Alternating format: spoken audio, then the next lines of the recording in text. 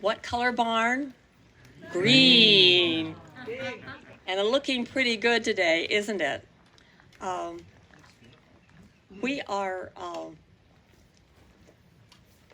celebrating. How long has it taken, staff members, to get to this point? Somebody can come up here and say it. Ashley, come on up here. I don't have to stick to the agenda. It's been 8 years, Director Wieskamp. 8 years, 8 years. Okay, well, thanks for refreshing my memory on that one. And how many of you saw it in the old days? Does it look better? Is it easier to work in? Yes, yes. So I think, we're going to applaud right now the Green Barn and everybody that's gone into it. Thank you, one and all. So I want to welcome you and fellow board members. Beverly Lane? Any other board members show up? Thank you, Beverly, for being here. Do I recognize Dennis? Dennis Wasby. Thanks for coming, Dennis. Dressed appropriately for the park, you'll notice. We are so lucky to have such a great staff who cares about rattlesnakes, bats, other critters. But if you were here a few years ago, you would have seen a rundown visitor center with bats in the attic, rattlesnakes in the walls. And they all say they like critters, but not in the building. And I think that as a staff that is pretty intelligent, don't you? The facility was definitely not up to the educational and interpretive standards of the Park District. Today we have a 21st century facility with up-to-date interactive exhibits about the Sunol Wilderness and Trails, the 28-mile Ohlone Wilderness Trail, the Ohlone people, the area's ranching history, wildlife research in the area, as well as a kids' discovery zone with microscope and new live animal enclosures. That means they're not in the walls, everybody. The Sunol Wilderness Regional Preserve and adjacent Ohlone Wilderness Regional Preserve offer some of the East Bay's most remote and pristine parklands. In the Sunol Wilderness, bedrock mortars used by Native Americans for pounding acorns are found today. They could come to my yard and gather some of those acorns. A reminder of the area's first inhabitants. The district also sometimes finds relics of the land's most recent past. For the past century, the land has been used almost exclusively as ranch land, and cattle continue to graze in the 6,859-acre wilderness today to help reduce wildfire risks and maintain a healthy ecosystem for native plants and wildlife. Today, the Sunol Ohlone Wilderness is known for camping, picnicking, hiking, and backpacking, which attracts tens of thousands of park visitors each year. The Sunol Ohlone Wilderness is also known for the Ohlone Wilderness Trail running through the wilderness from Del Val to Mission Peak, Little Yosemite, a wide array of wildlife. You may see bobcats, raccoons, and deer. They don't mention turkeys, but I bet there's some out there. And hear the sound of coyotes, owls, and foxes. Mountain lions are uncommon, but occasionally sighted, as are western pond turtles and rattlesnakes. We like you to avoid those. The Little Yosemite Scenic Gorge on Alameda Creek, about 2 miles upstream from the Visitor Center, is popular.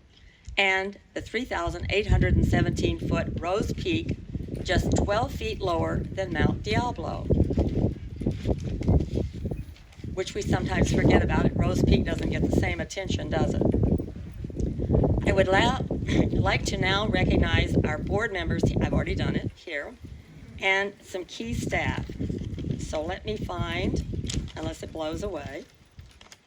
And if there's anybody missing from the list, speak up.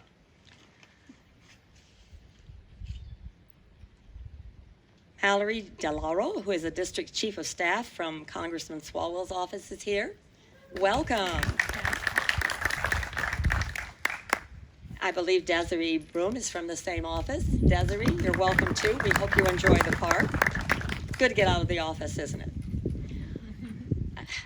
Helena Morrison, who is the Regional Parks Foundation Board Secretary.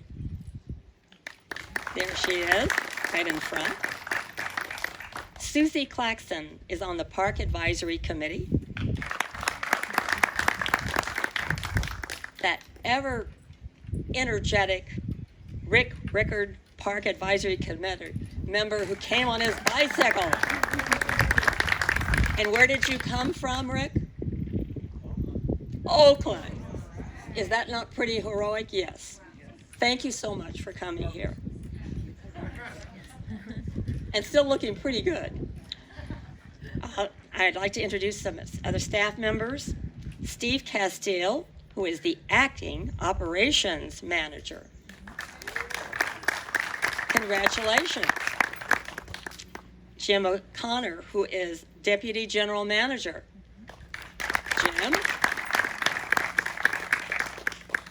Tiffany Margalucci, acting chief, interpretation and recreation services.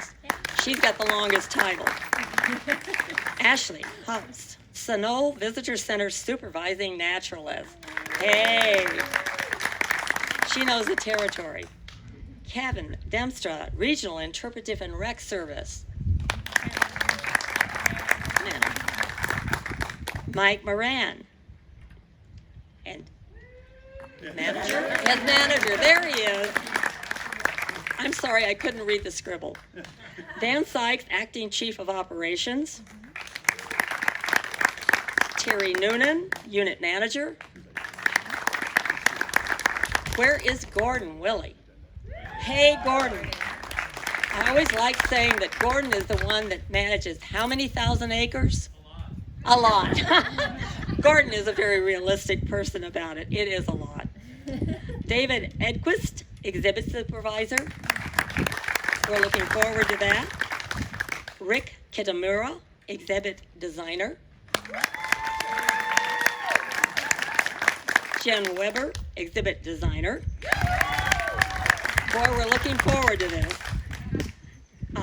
Note Luna, project manager. Erica Stevens. I'm sorry, I can't read it. Naturalist. All right, I thought it was naturalist, but I wasn't sure. Christina Parkinson, naturalist. Where are you, Christina? Christina and I know each other from a long time ago in Livermore, and her parents. So I could tell you, no, I won't. Christina is a good gal, and she always has been. So let's have a hand of applause for everybody who's here. And now I would like to introduce, again, our Ashley House, who is going to come and tell us a little bit of everything about the Park District. Here she comes. Go for it. Thank you. I'd like to start with a land acknowledgement. This is something that we do at the beginning of every one of our programs, and I'd like to start off today with one as well. I want to acknowledge that Sunol Wilderness Regional Preserve is nestled within the ancestral territory of the Townan peoples. The lands currently within the East Bay Regional Park District fall within the territories of a diverse and resilient group of indigenous people who are descendants from Ohlone, Bay Miwok, and Delta Yokut ancestral tribes. Please join us in honoring with gratitude the land itself and the people who have stewarded it since time immemorial, and continue to remain deeply connected today. Thank you.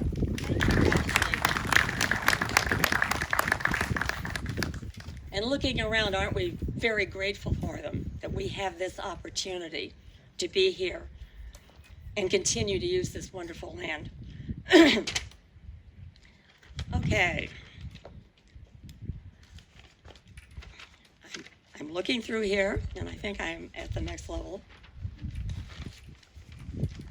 I would like to introduce for a brief comment, Mallory DeLaura from District Chief of Staff for Congressman Swalwell. Please come forward. Welcome. That's okay. Good afternoon. I always appreciate coming to East Bay Regional Parks events because the hat game is strong, so I'm in good company. I just want to, I think over the past few years, a lot of us have really acknowledged and realized that our parks were a lifeline for us getting through the pandemic. And so thank you to East Bay Regional Parks for having myself, my colleague Desiree here today on behalf of the Congressman, and for also keeping our parks vibrant and relevant. We appreciate you. Thank you very much. We thank you. And please tell the Congressman that anytime he wants to go out for a walk, how many people are willing to lead him on a walk and what? See, lots of eager people. He's always welcome to come out there. I did one with him, and I thought it was fascinating that the people who were there, I hate to say it, but they were more interested in our park district police on horses, especially the younger set. But they did pay attention to the Congressman, and he seemed to enjoy it too. And now I would like to introduce a friend of mine from one of the towns where I have a park or two, and that is the Mayor of Fremont, Lily May. Lily.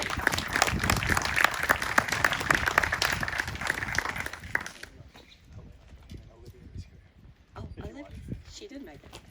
Hey, go ahead. No, I just wanted to say good afternoon and thank you so much for continuing this opportunity for so many of our community members. Right now, when we talk about health, there's physical health, and mental health, and this helps in so many different areas. As a child, I grew up in Pennsylvania near Valley Forge, and so I made the pledge when I first came in as mayor to make sure that we have walking distance within 10 minutes for all of our residents, whether it's local community parks or East Bay Regional Parks. And so we're delighted that you've continued with us in this partnership and investment to allow people this access. And I grew up climbing trees and skipping stones and catching crayfish in the creek, but I'm not sure if I'm as good at that now. But I'm just glad that we're able to provide this opportunity because it's truly not about just us, it's our future generations and building this legacy. And I know that East Bay Regional Parks, and under the stewardship of your board and of your staff, are able to continue to provide this. And I just want to say blessings to all of you to be healthy, to be well, and to be kind. Thank you. And we both celebrated the opening of a certain park. Yes. Which one, Lily? Dumbarton Quarry. Yeah, all The right. only campus in the Bay We Area. will not go into how many years it took. Put it this way, I've been on the board a long time, and they were working on it when I came on the board. But we got it done, and it's a great place, and everybody's enjoying it. So congratulations on that newest park in Fremont. And I believe that the person who's going to take my position away from me is here, but I'm not mad at her. Olivia Sanwag, who is now on the Park Advisory Committee. Stand up, Olivia.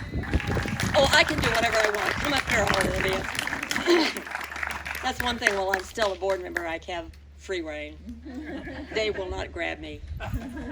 Olivia, as the incoming me, please say a few words.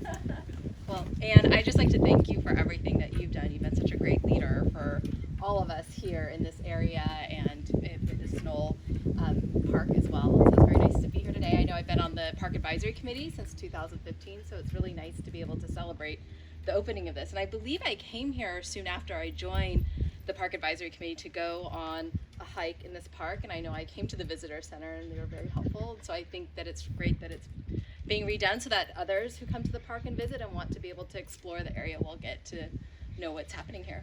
So I think it's great. Congratulations, Olivia.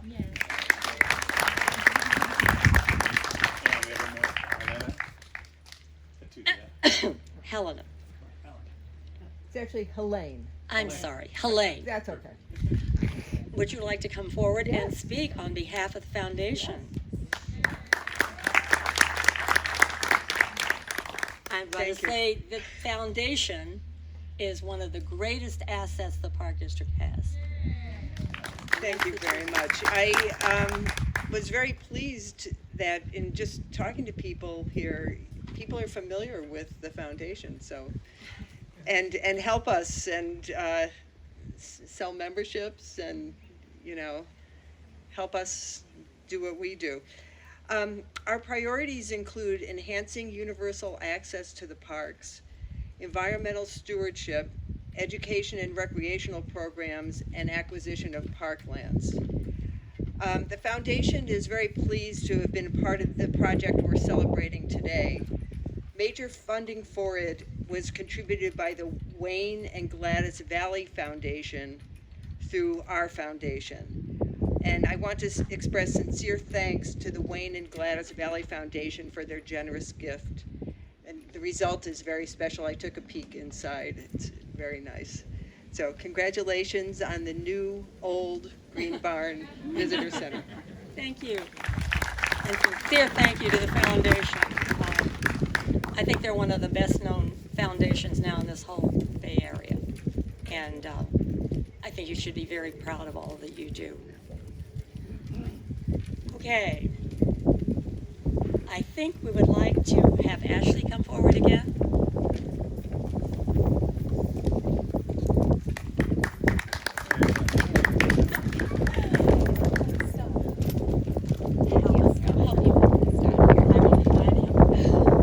Well, I am just honored to be standing before you after 8 long years of this project, transforming this building. As the new supervising naturalist out here at Sunol Wilderness, I am honored to have been a part of this project for the last 5 years. But it's really been just recently that everything has really taken off. So I want to thank from the bottom of my heart the exhibit design team who worked late nights and early mornings to get this visitor center ready for our public who has been anticipating it for years. And also to our ranger staff who jumped in asking, what can we do? And helped us from raising the sign to working with some of the hardware. So thank you all so very much. This building has a long and storied past. It was built in 1895. Though you might not know that by looking at it because it is so beautiful today. But Patrick Geary and his family built this to be a barn on the Geary Ranch. And they had a dairy operation where they sold milk and butter to the surrounding communities. It was a hub of family activity at that time, a hub of community, of their business, and a place to keep the animals out from the weather too. Now, when this park opened to the public in 1962, it soon became the visitor center and again became a hub for community and education and interpretation. But since the 60s, it was in desperate need of a facelift. You may have heard stories as we were all milling about of rattlesnakes in the walls. And it was true. When the staff came in to remodel this building, they not only had to take the bats from the attic, but there were acorn woodpeckers diligently tapping their way in to drop in acorns, which then attracted rodents, which then attracted our rattlesnakes. So this historic structure was taken down to the studs and completely rebuilt, sealed up, so that it's protected today, not only for our staff, but for our animal ambassadors and the public to visit in a healthy area. Since then, exhibits have been dreamt up by the naturalist staff here with the exhibit design team, fabricated, and then installed. And so today is the culmination of all of this work, and I just couldn't be happier to be here with all of you. This place continues to be a hub for community. You may have seen them if you came early that we had 50 plus students, third graders from San Ramon, Walt Disney Elementary, that came here to learn from our dedicated naturalist staff, all about the Ohlone culture. We have many school field trips out here today, but it wasn't always that way. As this building was under construction for the past almost decade, we haven't been able to have school field trips. So this was one of the first of school students returning to this valley. This park is so special, not only because of the vast wilderness that's out there, or the creek that really should be called a river, the third largest drainage in the San Francisco Bay, second only to the San Joaquin and Sacramento rivers. This river running through that's now welcoming back steelhead, trout, and salmon is a place of solace for us busy Bay Areans running about, rushing from day to day to find a place to just come and listen to the creek, listen to the acorn woodpeckers, even if it's tapping on our walls, or come inside and visit with our western pond turtle, our only native freshwater turtle in California, or see a rattlesnake, one that's actually been invited in. So this building has been a hub for school children since I came here as a child on a school field trip. In fact, I have a picture of myself looking in at the very same rattlesnake that's still housed in this building today. Fergie is getting up there in And her it's quite a years. Yes, relationship. yes. So we go way back. But I'm just so excited for this to be a hub of community again, a place where we have evening programs, bat watches, paint nights, a place to share Ohlone culture with our visitors, and a place for interpretation and education to live on. So thank you all so much for coming out here today, and I hope you enjoy the new exhibits. And I hope you're going to bring back the cowboy event. Oh, thank you for mentioning that. Absolutely. What are you Ranch doing history. October 15th? Uh-huh.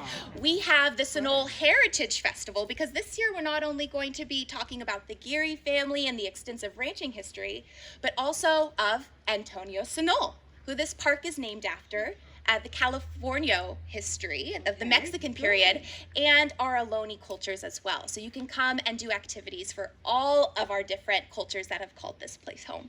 I can only tell you at one of the ones I came to, there were two gentlemen who had these big metal with lid pots, and they were baking bread, cowboy bread. In our Dutch oven. And so maybe we could see if they could come back too.